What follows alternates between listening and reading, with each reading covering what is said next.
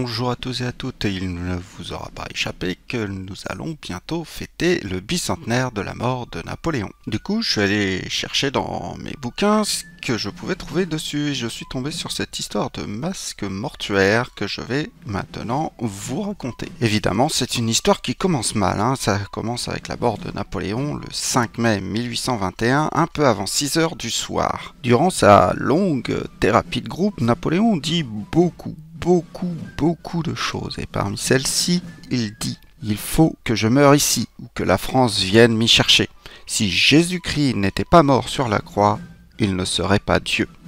Jésus-Christ avait son suaire, Napoléon aura son masque mortuaire. » Dans les quelques docs que j'ai pu lire, nulle part il est écrit que Napoléon avait fait cette demande avant sa mort. C'est Madame Bertrand, femme du général, qui fait cette demande au docteur Burton, qui est là le 6 mai pour réaliser l'autopsie.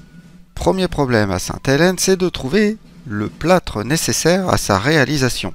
Le brave docteur britannique accepte de chercher cette matière première à condition qu'il garde l'original et qu'il en fournira la copie au dernier compagnon de l'empereur. Marché conclu, Burton finit par trouver après bien des efforts la précieuse matière et le 7 mai, il commença son travail aidé par Achille Archambault. Antomarchi arriva donner un coup de main, voyant contre toute attente l'opération réussir. Réalisé en 2 ou 3 parties, on ne sait pas trop, les moulages en creux négatif gravaient les derniers traits du visage de Napoléon. Burton quitta Longwood pour rejoindre son logement. Le 8 mai fut coulé le buste dans l'empreinte. Cette dernière fut détruite dans l'opération. Ainsi, le buste en positif réalisé en 2 parties avec l'aide d'Antomarchi resta séché à Longwood quand Burton la quitta comme la veille. Le 9 mai, de retour pour les obsèques, le docteur anglais ne put que constater la disparition d'une partie du masque.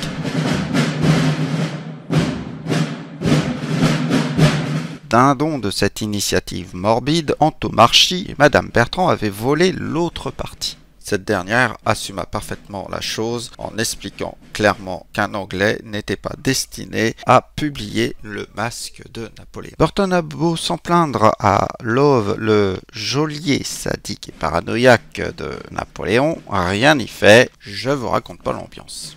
Ainsi, la situation est la suivante. L'Anglais se retrouve avec là où les parties ayant le front, les oreilles, le menton et le cou, alors que les Français ont la partie faciale. Toujours à Sainte-Hélène, une nouvelle empreinte sur cette partie fut coulée en secret par Antomarchi, l'original du 7 mai, difficilement acquise, disparut pour laisser place à cette copie de meilleure qualité. Sur cette copie furent rajoutées par le peintre Rubridge, présent à Sainte-Hélène, les parties manquantes. Quand les Bertrand et les derniers Français quittèrent Sainte-Hélène le 27 mai 1821 à bord du Camel, ils emportaient dans leur caisse. Pour Antomarchi, la première copie de l'original, plus le rafistolage de l'artiste Rubridge. Pour les Bertrand, une copie de cette copie, sans les raccords visibles sur celle du docteur français.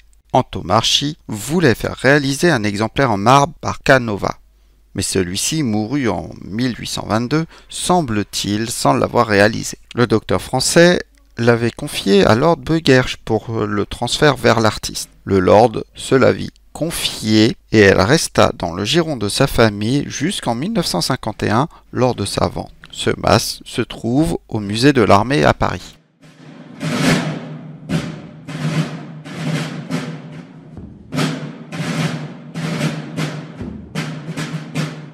Pour le masque des Bertrand, on le retrouve au musée de Malmaison où il entra en 1979. Alors ça, c'est dans les lectures que j'ai pu faire le traçage le plus clair de copie parce que après il y a des copies de la copie à la copie qui se retrouvent dans tous les sens et pour un petit peu tout le monde. Burton ne lâchera pas l'affaire, mais il sera débouté en justice et meurt en 1828, mettant les voleurs à l'abri de toutes nouvelles aventures judiciaires. Pour ce qui est de ces moulages, ils semblent avoir disparu puisque je n'ai trouvé aucune information disant qu'on avait pu refaire un moulage avec les véritables parties manquantes du visage de Napoléon. En 1833, Antomarchi lança une souscription pour l'obtention de son masque, mi-original, mi-apocryphe, avec cette petite médaille d'authentification fixée au cou de Napoléon, où on pouvait lire « Moulé à Sainte-Hélène par le docteur Antomarchi ». Les fondeurs mirent un point final à l'aventure rocambolesque du masque mortuaire de l'empereur pour entrer dans la diffusion vers le public. Dans cette recherche à l'authenticité des origines, on peut trouver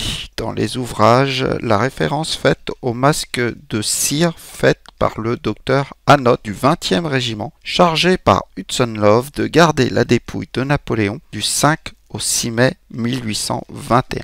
Ainsi s'achève la vidéo consacrée à l'origine du masque mortuaire de Napoléon. Je vous remercie de l'avoir suivi et je vous souhaite à tous et à toutes une longue et heureuse vie. Désormais, ils ne disent plus rien. Ils me craignent, comme ils craignent les cataclysmes, la foudre et la mort.